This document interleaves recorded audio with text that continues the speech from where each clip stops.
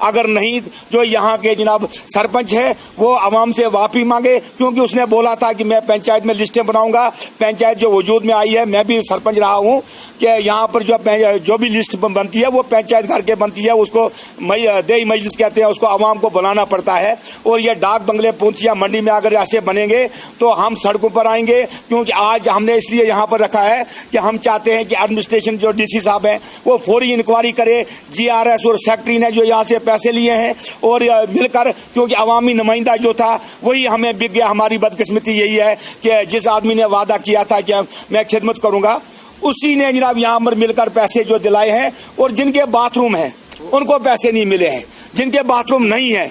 अगर ये साबित या तो वो साबित करे या मैं साबित करूंगा। अगर ये गलत हो गया तो मैं आवाम से भी माफी मांगूंगा और डिपार्टमेंट से भी माफी मांगूंगा, क्योंकि ये इनका रिकॉर्ड कहता है। इसलिए मैं दोबारा जनाब डीसी साहब से गुजारिश करूंगा और एसीडी साहब से, एडिशनल डीसी साहब से गुजारिश करूंगा, और गवर्नर महोदय साहब से भी मेरी गुजारिश होगी कि इस पंचायत के अंदर ये हो क्या रहा है, गरीबों को अपना हक नहीं दिया जा रहा है।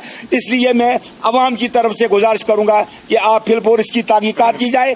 अगर ये गलत साबित हो जाए, सेक्रेटरी और जीआरएस ने मिलकर जो यहाँ पर लूट की है, ये पैसा लोगों को वापस दिलाया जाए और तहकीकात की जाए। एप्लीकेशन उनके पास पड़ी है, लेकिन इस वक्त तक कार्रवाई नहीं हुई है। और मैं इस मीडिया की वसादत से दोबारा एडमिनिस्ट्रेशन से गुजारिश करूंगा कि हमारी पंचायत को इंसाफ दिया जाए।